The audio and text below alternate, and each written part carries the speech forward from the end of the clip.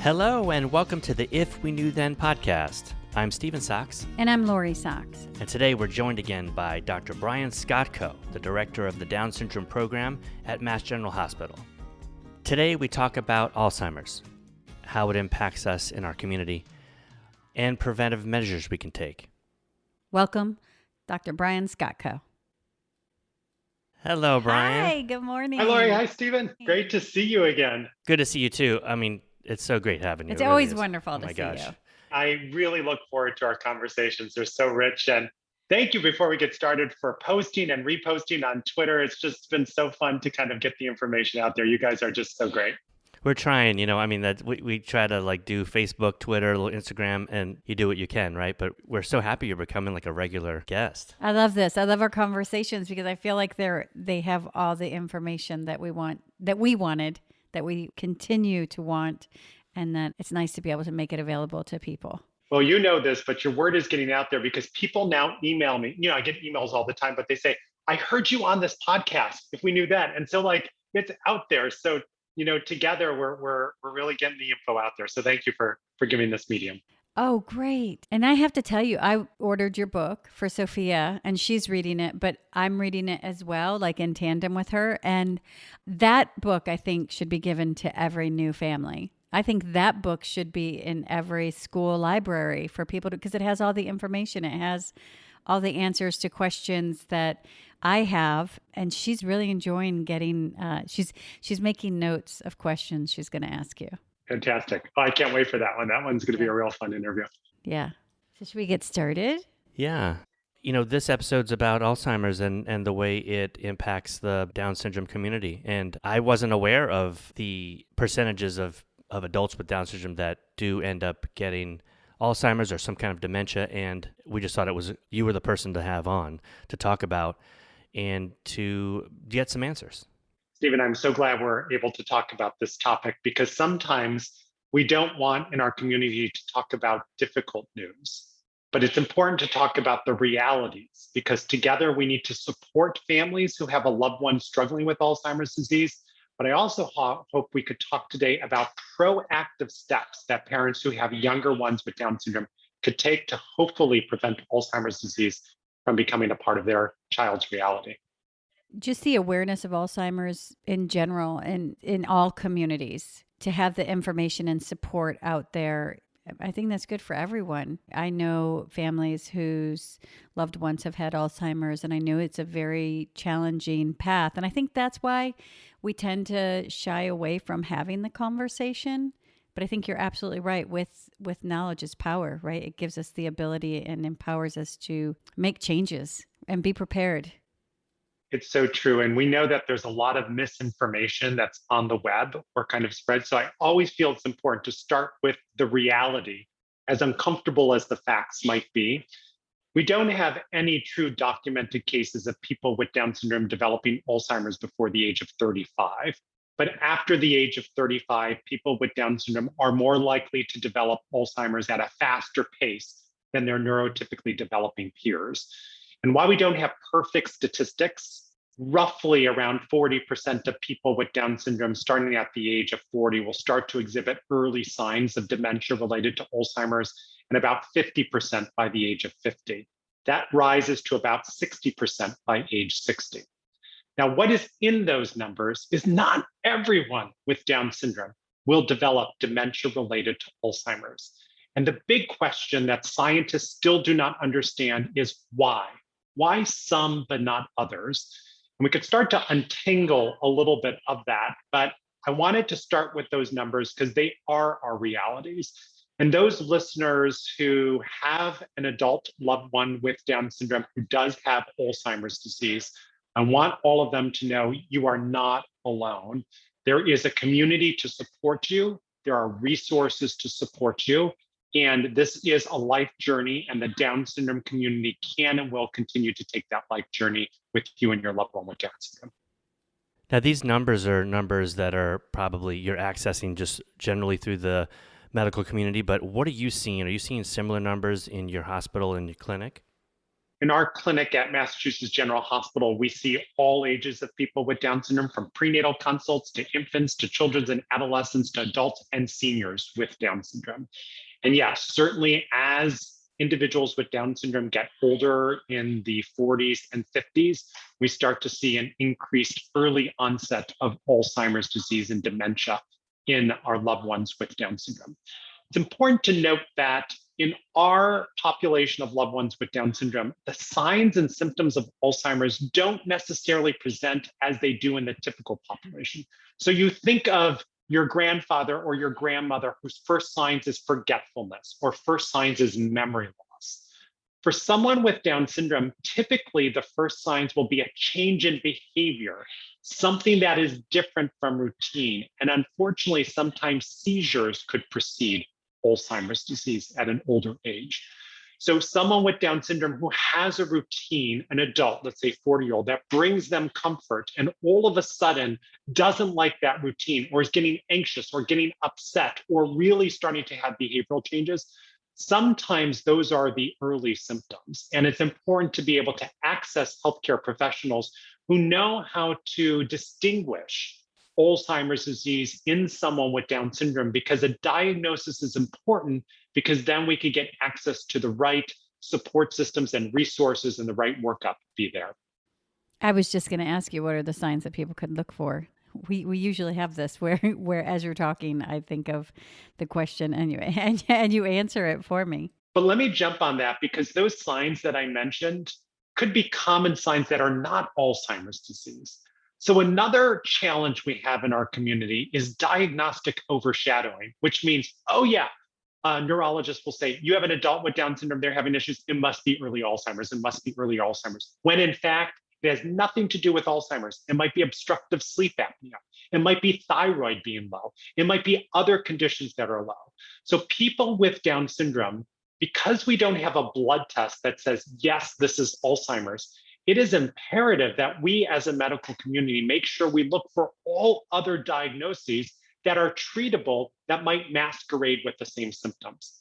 An adult with Down syndrome who has rip-roar and severe obstructive sleep apnea that was never detected is slowly going to have a brain that's not getting enough oxygen when they're sleeping. And so they're going to have brain fog, brain fog, brain fog. And if they're labeled with the diagnosis of Alzheimer's, not only is that inaccurate, it is missing a valuable treatment, because we do know how to treat obstructive sleep apnea. And I can't tell you how many patients we've seen that come with a diagnosis of Alzheimer's, and we discover it's just obstructive sleep apnea. And once we treat that, the brain fog lifts and they're back with us. So it's important to get an accurate diagnosis. As caregivers, how do we know the difference, and how do we know to ask? I always say, trust your instincts. So if you have a loved one with Down syndrome and something is changing, ask your medical professionals, ask the questions. Sometimes we tend to overlook or just say everything is going to be okay, but trust your instincts. That is so important. Second, if your primary care physicians are not aware and haven't treated a lot of people with Down syndrome, I know on a previous podcast, we talked all about Down Syndrome Clinic to You, the virtual online program. If individuals and their loved ones enter their concerns there, our online program is programmed to suggest and detect perhaps this could be Alzheimer's, and we have programmed in there all the resources and links for those who need it. So if you don't have a local professional, Down Syndrome Clinic to You could be your first step or your front door to kind of explore some of those symptoms. We also, through Down Syndrome Clinic to You, walk you through all of those essential workups to make sure we're not missing something that is easily treatable, like even a low thyroid could lead to brain fogging. So it's all there. And of course, the Down syndrome community is online, and we're here to support each other. And lots of Down syndrome organizations do offer that parent-to-parent support. Well, as always, when you're on, I'm going to have in the show notes the Down Syndrome to You link, which is such a valuable tool, and we can talk about that later as well. But when we talk about diagnosis of Alzheimer's, that's something that is a post-mortem diagnosis, like it's something that isn't technically diagnosed until the passing of the individual. Is that true? It's a great question. To have a definitive diagnosis, it really is an examination of the brain after someone dies. But increasingly, we have clinical tools to really determine whether or not the person has the clinical signs of Alzheimer's disease. And after the medical conditions that might masquerade as Alzheimer's have been ruled out and said, oh, it's not there, the next step is to get something called a neuropsych assessment. And those listeners who have young kids with Down syndrome know all about that, right? We're going to get a neuropsych assessment in order to prepare for school because they're going to tell us how our loved ones with Down syndrome really do well in math and English and support and how we tailor their educational system. So a neuropsych assessment is a battery of academic tests to be able to assess someone's learning profile. We use them a lot in the school-age children. Those neuropsych tests also have adult components. And so the recommendations is that everyone with Down syndrome get a neuropsych assessment around the age of 35 when they're healthy and well, so we know their adult baseline performance. And then if someday there is a noticeable change in that loved one with Down syndrome, you will get another neuropsych assessment test, and how helpful to be able to compare it to that own person's baseline. And that really is so helpful because if we start to see changes there that are not explained by other medical diagnoses, that's when we start to make sure that we give an accurate diagnosis of Alzheimer's and make sure the person and the family gets the supports. When you're doing one of those neuropsych assessments, I know Liam had to take a few when he was going to school. The biggest challenge was people coming in who didn't understand Liam at a young age or didn't know Liam, caught him on an off day. And we would get some invalid psych assessments, things that were not an accurate profile that we had to challenge. Is there any recommendation of how to seek out a neuropsych assessment, what to look for in an assessor? I'm glad you raised that because not all neuropsychs are made the same way, right? We know that the tests are validated tests, but how they're administered, how the person is made to feel comfortable, how they're able to be comfortable working with someone with an intellectual disability really does matter. My first recommendation would be talk to other parents in your area who have adults with Down syndrome who've gotten a neuropsych. You know, parents know best, and it's kind of that word-to-word, kind of mouth-to-mouth recommendation that really goes a long way. Next step is see if there is an adult Down syndrome clinic in your local neighborhood. There are some few ones that are out there. If so, you're lucky, and make yourself available of that resource. If not, the next step is to contact the local adult neurology program, which frequently does have a memory clinic or an Alzheimer's disease clinic. And the best question to ask them is, do they have prior experience doing neuropsych assessments in adults with Down syndrome? And if the answer is no, you got to pause unless you have no other options. But if the answer is yes, oh, we've worked with a lot of adults with Down syndrome, then I think that should give you comfort to kind of go through and get the test. But the best element is to have a before and after. So to have that baseline test and ideally be able to go back to that same service and provider to do that testing again on the person with Down syndrome. I don't think that could be stressed enough as to do it early when we're getting a good baseline, because when you give me the numbers of 40%, 50% at 50, 60 at 60, I honestly thought the numbers were higher than that. I don't know if that's just because of what I've been reading or told, or not through the medical community, but probably just reading through the Down syndrome community, just saying, oh yeah, this is going to happen as people tend to do. You know, our kids are going to do this, or these adults are going to do that, and even in our own community, we have these stereotypes. But you can see when you go to a doctor and you haven't done this baseline, that could be the go-to. And we want to make sure we're making the correct diagnosis, as you said, because there's many things that can cause, quote unquote, a brain fog, or symptoms that seem similar to what you're looking out for that are totally correctable. So maybe we can get into what you've come across and what you feel are things that we can do to put our loved ones in that other percentage category of not having to deal with this. Before I go there, I want to touch on one good point, Stephen, that you mentioned. And you could go online and there could be some statistics that all people with Down syndrome have Alzheimer's disease. I want to say that statistic is misleading, but let's dig a little bit deeper into what that means. It means that all people with Down syndrome after they pass away, adults, if we look at their brains, there are plaques that have accumulated.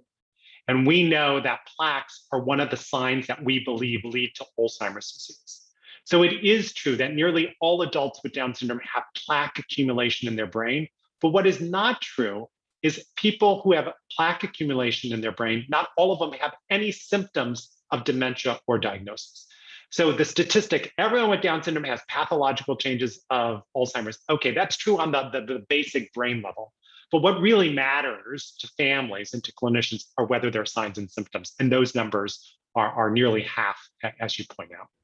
The reason we have these conversations is to really suss out the misperceptions and the misinformation that's out there, because I believe that as a community, that is one of our biggest challenges, is the misinformation. What's plaque on the brain, and do neurotypical brains get that as well? We know that there are lots of different reasons that could lead to Alzheimer's in all of us. And two big components are beta amyloid plaques and neurofibrillary tangles, two big words. But those are basically garbage that accumulates and clumps together in brains. And in those individuals who develop those over time, that is believed to be one of the contributors, primary contributors to Alzheimer's disease. People with Down syndrome start to accumulate those plaques at an early age. Why is that? Because the gene that encodes those plaques for all of us is found on chromosome 21. So you and I, we have 2 copies of that. So we're slow, if ever, to develop those plaques. People with Down syndrome have 3 copies of chromosome 21, an extra dosage of that gene, which means at a very early age, they start to pump out and accumulate those plaques. And so this is believed to be one of the primary reasons why people with Down syndrome start to show signs of dementia and Alzheimer's at an earlier age because of that overdosage of that gene. And you say this accumulates. I think this is what you're going to talk about now. So, in any other situation, I'm guessing we're getting at a way to like cleanse and rid ourselves of those accumulations. Is that what we're going to talk about for preventive medicine? Absolutely. And, Lori, I've been challenged when I get to go on the road and talk to families. The number one question I get is, how could we prevent Alzheimer's disease? We don't know which person with Down syndrome will develop it. But right now, I have a 14-year-old. Right now, I have a 3-year-old. What can I do right now? And I was asked that question so often, I said, I owe it to my patients to do a deep dive in the research literature. Now, here's what's unfair about the research literature. I could access it because I have permission through my hospital to access Harvard Medical School library, and I can read everything. But my own mother, who has my adult sister with Down syndrome, doesn't have access to those same journals. We hide them behind firewalls. So what do parents get? They get maybe some studies that make the media, maybe they get things that are posted on Facebook, but there is a disequilibrium of information between what clinicians have and what parents have access to. That is changing. But what I wanted to do is look at all of those research papers and say, what are research that's proven that are translatable right now into homes? And I've kind of put this into an online program that I've called Down Syndrome Brain Train. And in Down Syndrome Brain Train, I break things down into what I call SMART moves, SMART. We can briefly touch on those, but to take the first one, for example, the S stands for social networks. It's talking about how many friends and how many family members do you have in your life? You say, what does that have to do with Alzheimer's disease? Well, there was one study that was done in the United States of 3,000 typical adults, ages 62 to 90.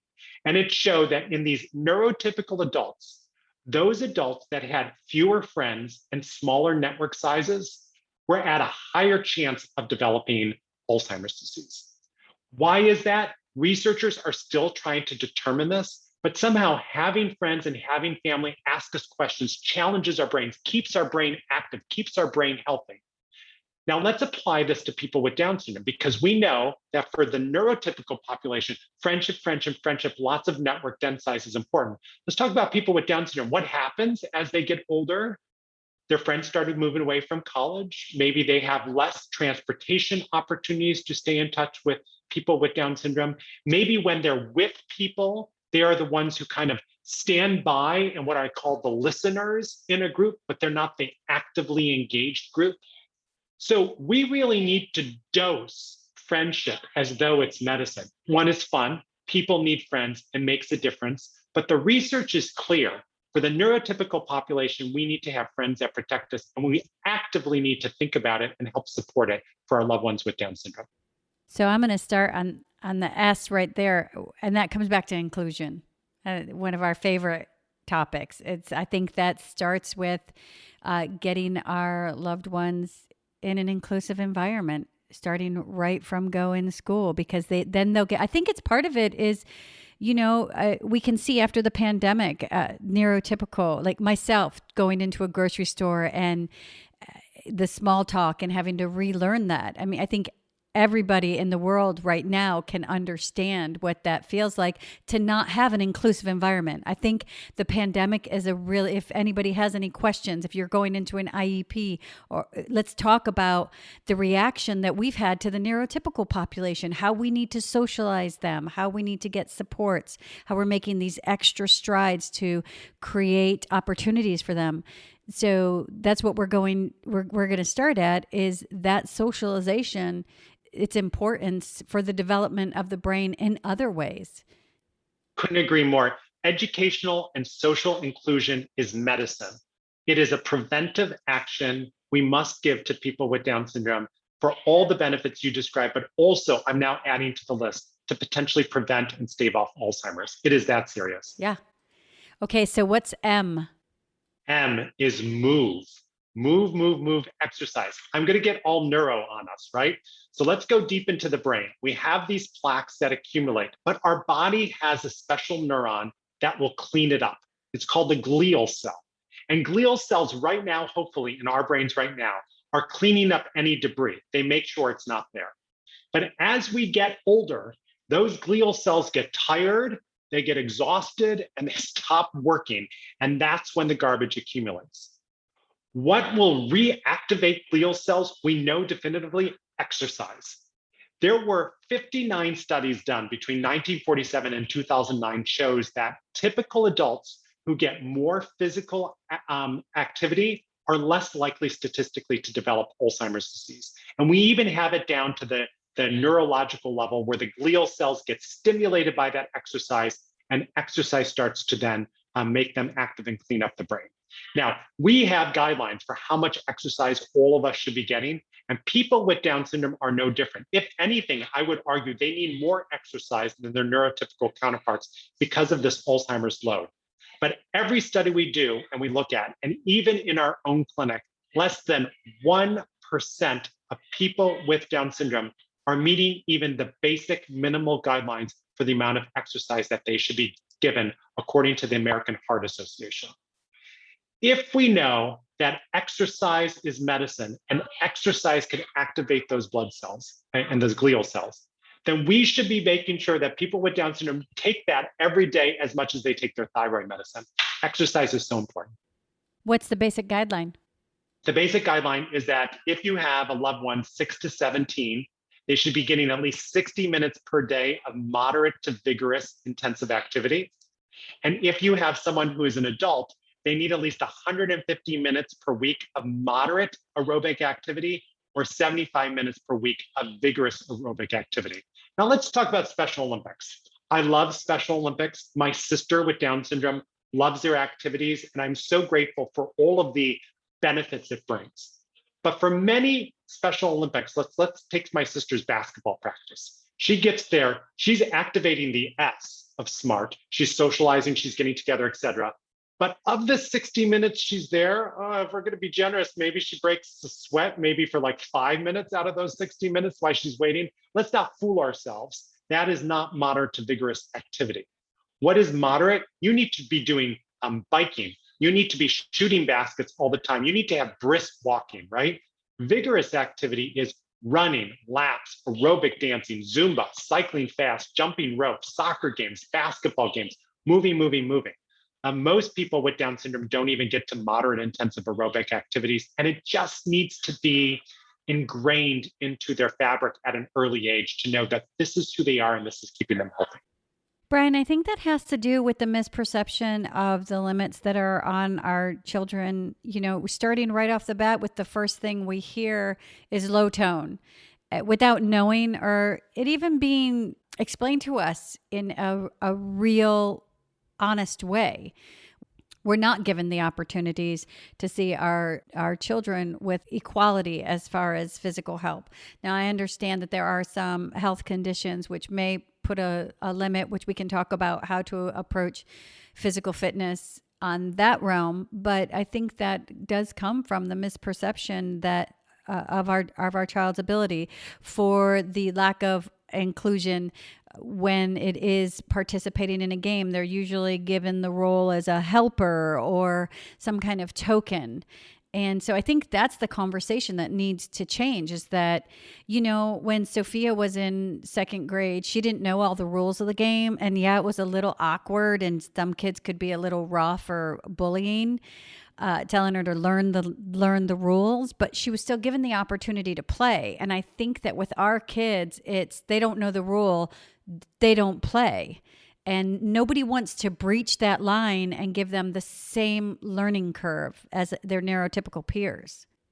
It's such a good point, and it shows how so many psychosocial factors are getting in the way of where biology is not a problem, right? So we know, for example, we all have seen the news. We have people with Down syndrome who are running Ironmans and accomplishing Ironmans. We have people with Down syndrome who have swum the English Channel. Now, those are extraordinary events. Not everyone needs to do those. But it shows that the biology does not get in the way. We get in the way. Our schools get in the way. Our society gets in the way. And we need to strip down those barriers so that people with Down syndrome get access to good, healthy exercise. It is true, there are some people with Down syndrome who either don't sweat or sweat a little. And so therefore, they just need to have some cooling blankets or some mist spray on them, but they can and should still be having aerobic activities. And I would say the overwhelming majority of people with Down syndrome we take care of, there is no contraindication why they shouldn't be engaged in rigorous activity. So no excuses anymore. We need to get them out there. I think that's the message that parents need to hear, is society's excuses become our reasons. And so when you're presented with a school administration that doesn't want to support your child, that's the one where we mention that D word that sometimes gets people moving, and it's discrimination. And that will oftentimes open the visions of your school administration, because it isn't. If your child can, they should be given that same opportunity. Especially, I mean, you're not talking about college athletics. You're talking about at that foundational level, which with every child, it matters so much. Like, I'm going to use Sophia again. This pandemic we used to actually go out and run. And she didn't have the best stride, because to be honest, I may have carried her a lot when she was a little, like up until the time she was 2. I'm not sure if her feet touched the ground, but she, over the last 16 months, has been able to find a stride, which is very challenging to do when she had none, but she was given that opportunity. And that's the same opportunity that we're asking. No, not even asking. It's not even, I think that's the mindset we need to get rid of. It's like, I'm not going to ask you for equality. We're equal. And if you give anything less than that, you're actually impeding the quality of our children's lives on an educational level, meaning that you're impacting their ability to go out and function post-education. And now you're impacting them in a negative way, where we have opportunities to have this preventive medicine towards Alzheimer's. And I think that if that doesn't put fire under your feet, that should definitely put fire under your feet, to say, we're not going to do this anymore, because the impact of the social limits and barriers is now fundamentally greater. And we have proof of that. There's so many parents I know who are engaged in conversations with the school about the IEPs, or the individual education plans. And they're focused a lot on math class and focused on reading class. And that's important. And I don't want to take that away. But how many people ask, let's take a look at physical education. Okay, do we have an IEP goal to make sure there's inclusive physical education? And by the way, how much exercise and aerobic activity is my child getting during the physical ed class? Because that is as important for that brain development as the math and reading. So we really need to kind of take a look at all aspects and all opportunities for inclusive access to good aerobic activity. So inquire about those goals. And they do offer an APE, which is adaptive, which I think can help learn the games, but that should be in addition to A allow regular that PE class. Right. Yeah, to make that regular PE class accessible and make the most out of what that PE class should be. You know what I find as well is that we as a community and society, we need to push our children and push our adults with Down syndrome as well. Like when you talked about Sophia and learning her stride, you made the opportunity happen by pushing her to do the work. And it wasn't always fun. No, but it's very For easy. both of us. And I've used the analogy before when we go to a birthday party that Liam is most definitely given the second piece of cake. He is treated and coddled a lot of times in a social situation. And that's reflective in when he says, I don't want to do this. You know, who's going to want to go and dance for an hour or a half hour all the time, or go for a bike ride, or go for a long, brisk walk? And when there's resistance there, a lot of times we as a community, and I've done it myself, can say, okay, all right, well, we'll take a break. But we really need to push and know that biologically we can. And we know that we just know behaviorally that there are motivators out there, and there are if-thens at every age. They work for me. Thank goodness for the iPad. Right? They work for everybody. It's motivation for everybody. I know I do it to my own self sometimes.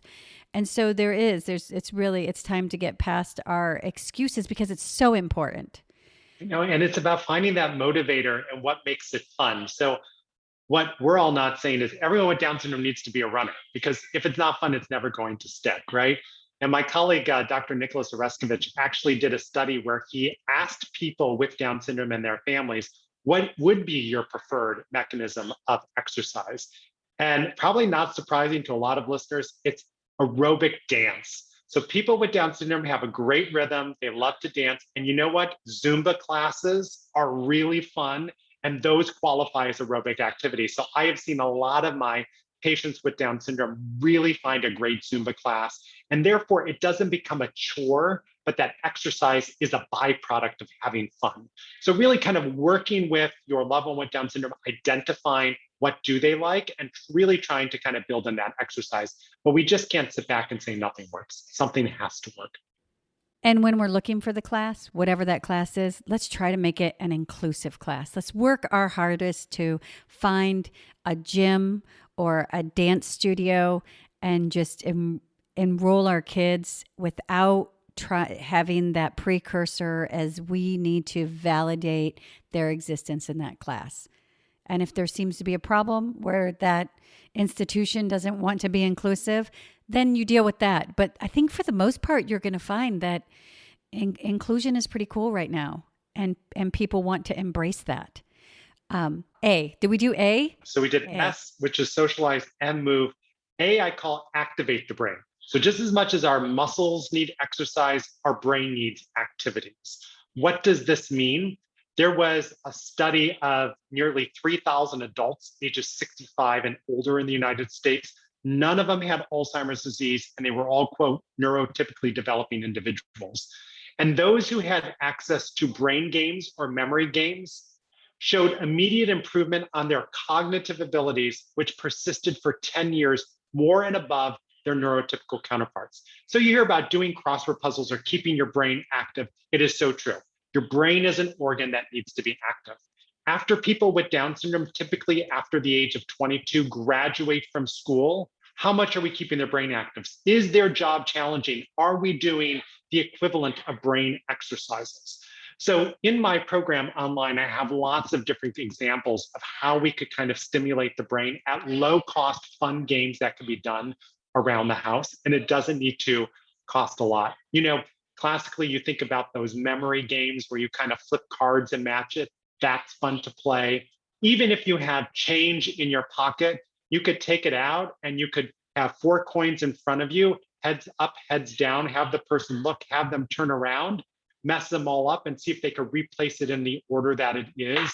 So even kind of coin matching could work. Here's another provocative thing I'm going to put out there, which a lot of listeners are going to start to write me about. TV is not our friend. why TV has been shown over and over again to be a passive experience. And I get it. At the end of the day, sometimes we just need TV to look at, but screen time has been going up enormously in America. And the pandemic didn't help. I understand it was a necessity often during the pandemic. But what happens during screen time? We sit, we take it in, and it's passive. The brain is not being activated. What if we replaced all of that screen time that so many adults with Down syndrome are using with active games or brain games that they have around? And I come up with lots of examples. And I also want to say that my wife and I try to live what I practice. So we cut the cord. We have no TV in our own lives. And I have to say, we used to like have dinner and kind of watch TV. And now that we don't have TV, we have to talk to each other. And there's a socialization, right? And it's amazing what happens when you kind of reduce the technology in your household.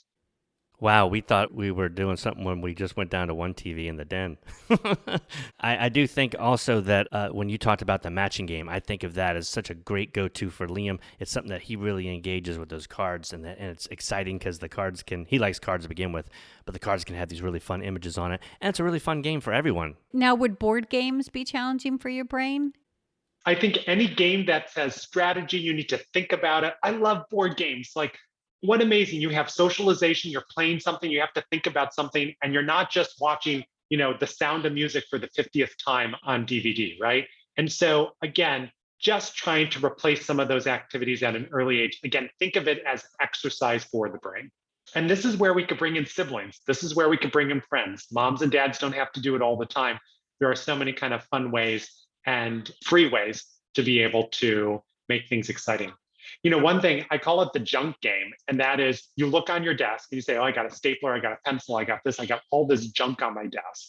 And you tell your loved one to stare at it, and then you have them turn around and you remove one thing. So you remove the stapler, and then you have them turn around. What's missing, right? All you need is junk. Like your desk of junk has just turned into a memory game. And it's so fun to play. And it's only fair if we do it back and forth. So then mom or dad gets to turn around or the friend gets to turn around and you go back and forth. And you've just created a memory game out of junk. Per day, how long would you put aside for brain work? I would like to say that everyone should play at least one memory game per week. It doesn't have to make it fun.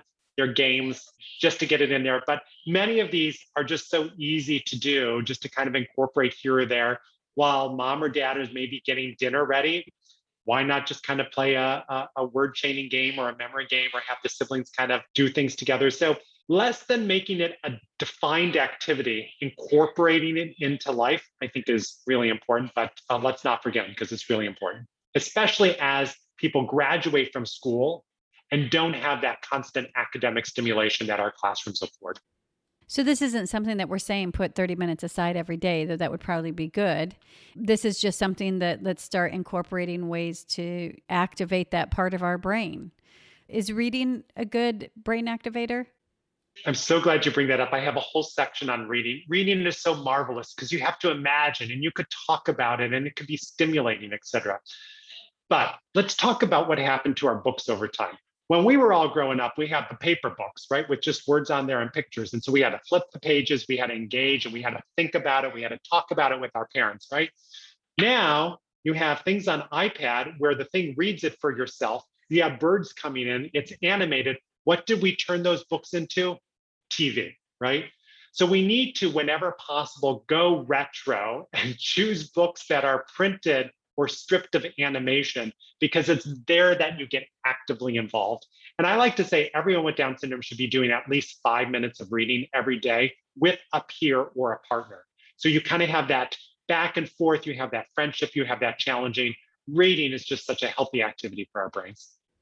And this is when we're going to talk, we're going to go back to the foundation. When your child is going into school and they are trying to pull them off curriculum, or they do not want to teach your child to read because they're telling you your child will not learn to read.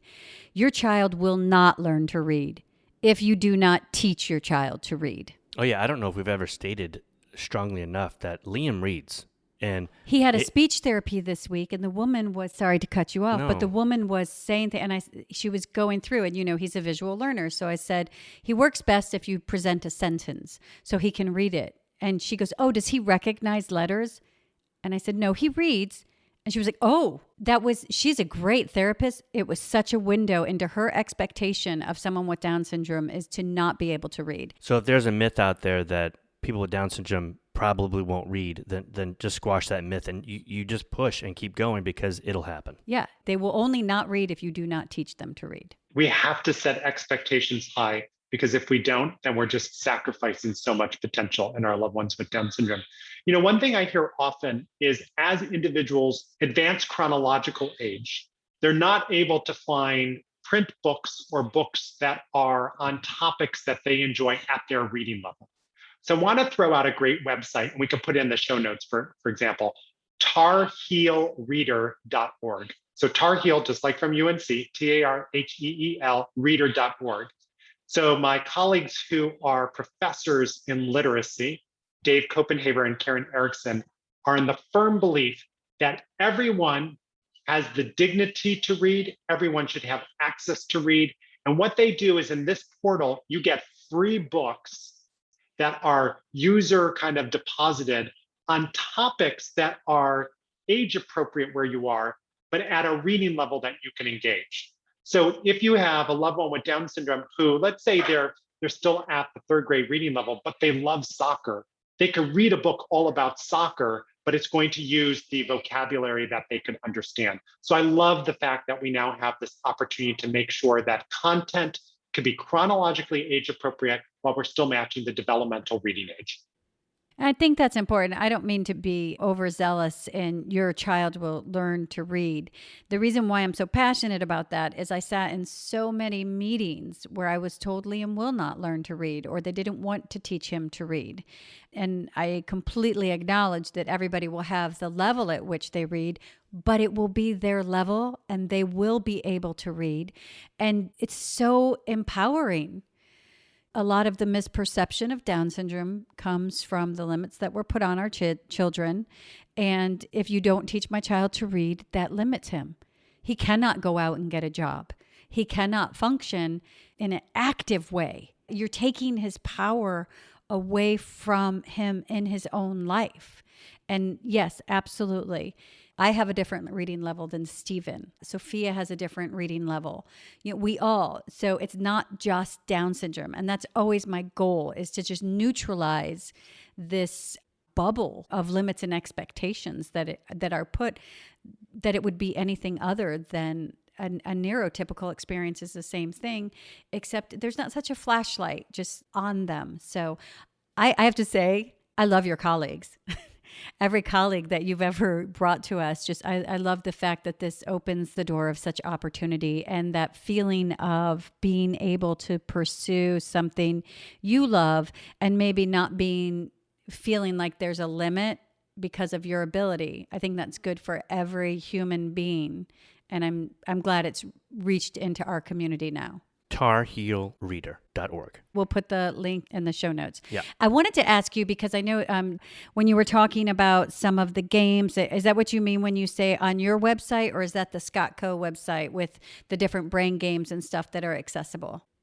Yeah, so it's a new website. So it's called downsyndromebraintrain.com. So if you go to downsyndromebraintrain.com, it's a whole micro page that I've created all about the SMART curriculum. People sign up there, they will get free videos of me kind of going through this. And then at the end, you have access to the full 5-part video set where I really try to make sure people get the best information. And I am dedicated, as new information comes out, to updating this and making sure that as I learn, everyone is learning with me. Okay, R. Reduce sugar. Sugar is such an inflammatory product in our bodies, but let's get down to the science. When we take in sugar, any of us, what happens? Insulin in our body starts to get activated, and insulin says, oh my goodness, we have this sugar, let's start to store it. That's insulin's main job. What we're now starting to realize is when insulin doesn't have any sugar around, it has another secondary superpower. And you know what that is? Just like the glial cells, it could clean up plaques in the brain.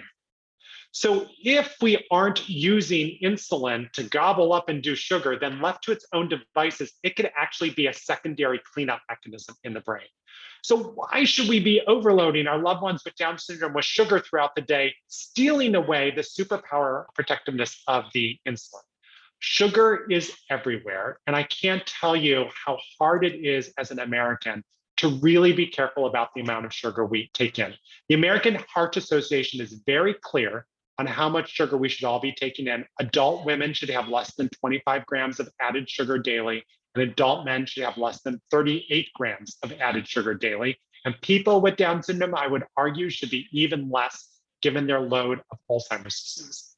You just need to go to the grocery store and turn over one of those strawberry yogurts to find that you've already, with one yogurt, one snack, have probably consumed almost all of your sugar throughout the day.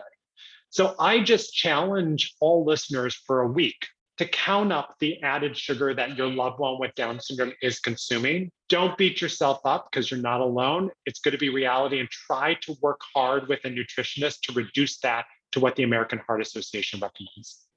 So we're talking added sugar. Is there a concern about fresh fruit, stuff like that, that sugar is not being counted toward these grams, correct? Exactly. And let's talk about the difference. When you eat an apple, most people with Down syndrome, if you give them one apple, probably won't finish the whole apple. Why? It takes a while. You got to chew, you got to eat. There's fiber in there. So when I digest that, all of the fructose and the sugar in there slowly gets broken down. Insulin doesn't need to come rushing in because we have that fiber around it. Now, what happens if I get one of those superpower green machine smoothie drinks? What's in the superpower green smoothie drinks that are out there? There are 3 apples that are pulverized. There's an orange that's pulverized. There's a pear that's pulverized.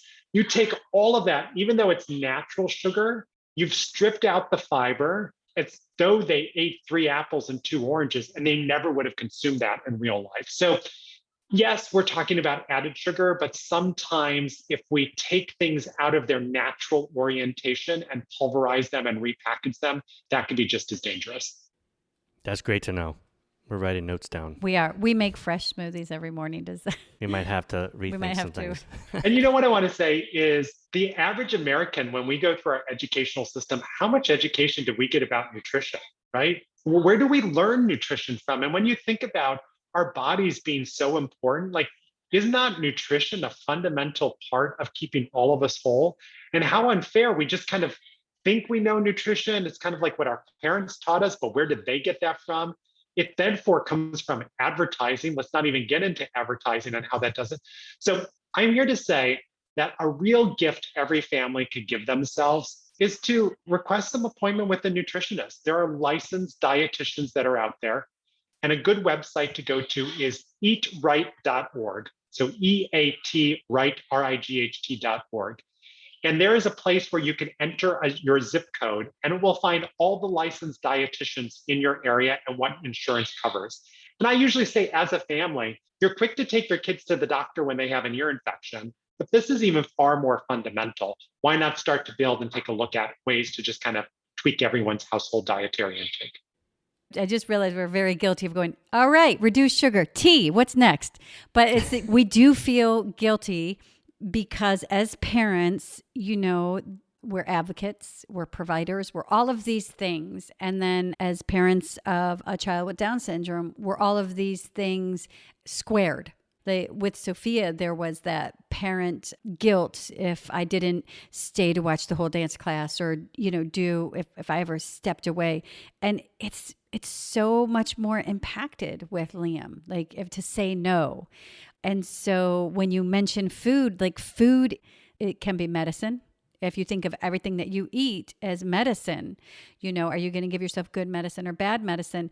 But then there's that, because we do really well, we believe. But as soon as you say like pulverized fruit, we're like, oh, we make those smoothies in the morning, and you can feel guilty.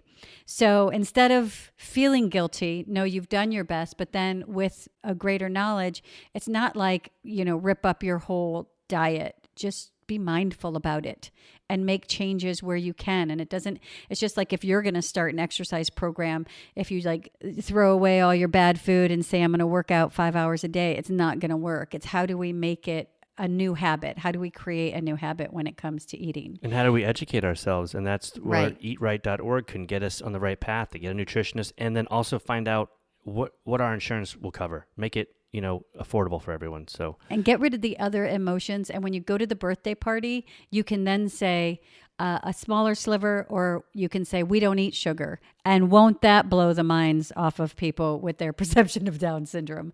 And that's what everybody should be doing anyway.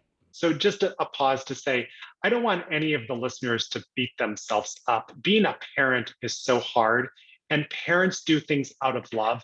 And so I really hope people take this information we're discussing and be empowered. Do not please beat yourself up. It's all about tweaks that we can make and how we take this information and just make tomorrow a little bit better than it is today. Yeah, we're learning something today that we didn't know yesterday. So how do we move forward is what's important. T. So T is treating all those co-occurring conditions that might interfere with brain health. We've talked about some of them: obstructive sleep apnea. 75% of people with Down syndrome develop it and redevelop it and redevelop it. We now have studies that show even mild obstructive sleep apnea, that in a neurotypically developing child, we would just let go. Mild apnea in someone with Down syndrome could lead to a loss of 9 IQ points within a year. We work hard for those IQ points, and we're not going to lose them to sleep apnea. But does your child have symptoms? Are they getting tested? We have to make sure that that doesn't accumulate over time, sleep apnea. We know that iron is important. So iron deficiency is one of the most common deficiencies in American children. And we know in the neurotypical population, just like people with Down syndrome, it can lead to long-term neurodevelopmental and behavioral outcomes if someone doesn't have enough iron.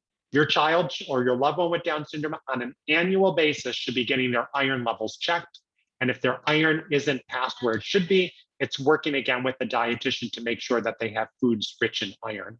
It's also important to make sure that people with Down syndrome get their usual checkup. And this is going back to Down syndrome clinic to you. Are they getting their hearing checked? Are they getting their vision checked? Why is all of these medical issues important?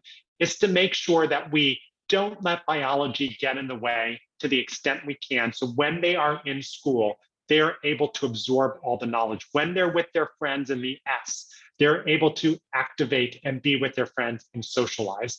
When they want to move, they feel well, and their bodies feel full and clean, and it's not like they have other symptoms. So this is where the mind body really comes together. And on my website, I go through kind of all of those medical conditions that need to be checked. And Down syndrome clinic to you, we can go there too with our symptoms. Like, what are our symptoms? And so if you think maybe we do have symptoms that are for sleep apnea or these other coexisting conditions, go there, do an intake, and you'll be provided the feedback. We don't want parents to struggle anymore. You have a question, you have a symptom, put it into Down syndrome clinic to you. We will give you the best information that we would ordinarily be given in person. No need to make an expensive trip to Boston to come to see us in our program. We're coming to your homes, and we're here to help. I didn't realize sleep apnea was that common in the community. Liam actually sleeps, I think, quieter than any of us in the house. I mean, he sleeps what I think is sleeps hard. I'd love to put an Apple Watch on him, and actually, we should probably do that and just kind of like see what a sleep pattern's like. But what are the symptoms that we're looking for with sleep apnea? Here's the challenge: is the majority of obstructive sleep apnea in people with Down syndrome is silent. So it gives us very few clues whatsoever. So of course, if someone with Down syndrome is snoring at night, they're choking at night, they're gasping at night, yes, those are the symptoms. My goodness, rush to get a sleep study. But because of that, the American Academy of Pediatrics says everyone with Down syndrome, regardless of their age, should get a sleep study around the age 4. If they're older than 4, quickly catch up and get one as soon as possible. Everyone needs at least one sleep study just to make sure there's no silent apnea underneath there. After that, it's looking for any change in your child's baseline. So if you know, oh, they're just a little bit more irritable, their behavior is off, I can't put my finger on it. Maybe they're not getting restful, oxygenated sleep. The school's starting to notice, boy, just the past, 4 months, they're really struggling and they never struggled before. Maybe it feels like they're brain fogging, right? So oftentimes it's behaviors and it's performance that is our best clues, and not the classic snoring, choking, gasping at night. That's great to know. So Alzheimer's, it's a reality. I think it's something as well that the neurotypical population is a concern for them as they get old, whether it be, hereditary and whatnot. I think it's a concern for everyone. So SMART is our approach for preventive medicine. It's our empowered approach to Alzheimer's. Socialize, move more, activate that brain, reduce sugar, and treat those other conditions that might lead to academic misperformance. The things that pop out in my brain that are so important is inclusion. I hear to see our children as whole for their opportunity and don't be limited by the misperceptions of their ability, because biologically they have the ability. Incorporate these games into our daily lives, because then it's not a chore, because our kids get enough services and supports that they don't need to have something else be another big deal. And these games seem like they'd be really great for everyone. SMART, I feel like they all go together when you're... Yeah, one rolls into the next. Right, when you're you can be social and also get that brain activity at the same time. Know that your child can read. Approach them at their reading level, but always activating their brain. And as they're reading, the more you read, the more that reading is going to improve. We have tarheelreader.org. We have Down Syndrome braintrain.com. We have DSC2U. We have eatright.org. And Eat Right. Mm-hmm. So when you're playing those games and you're socializing and you're playing those board games or eating, have a healthy snack. And it's a habit. The habit of picking up ice cream cone. You can think about how long it took. Really, how long did it take for that habit to form? And give yourself that same amount of time to form a new habit of eating right. And it's really about mindfulness, about kind of taking that time to be present in those choices and to not feel guilty. Absolutely. And, let's do this together. People need to know they're not alone. There are professionals out there, and just making one step at a time and working with your loved one with Down syndrome. And I hope everyone has a healthy and bright future by putting all these into their lives. I also wanted to do a shout out to your book that Sophia is reading right now. Maybe, other people can pick up and start to read, and we can put a link to it. Do you sell it on your website? I link to it through my website, but also the publisher woodbinehouse.com, which is a great publisher for a lot of great information. They carry Fasten Your Seatbelt, a crash course on Down syndrome for brothers and sisters.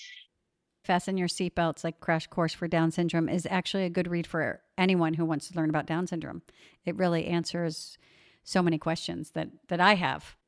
Thank you. I find, and I can't wait for this conversation and to get Sophia's questions, but kids ask the most important questions because they don't have the hesitancy of adults who feel like we need to ask the perfect. They just cut to the chase. And sometimes those are the toughest questions to answer. And I just can't wait for us to unpack so many of those during our next conversation.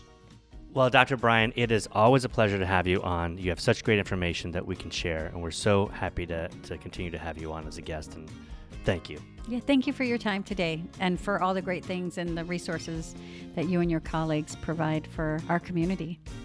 Thanks so much for having me. Real pleasure being here today. Please follow us on Twitter at If We Knew Then Pod, and you can drop us a line on our Facebook page at If We Knew Then Pod, or visit our website, ifweknewthen.com, to send us an email with questions and comments. And you can join our mailing list there and get alerts of future podcast episodes. All these links will be added to this episode's show notes. Thank you again, and we look forward to you joining us on the next episode of If We Knew Then.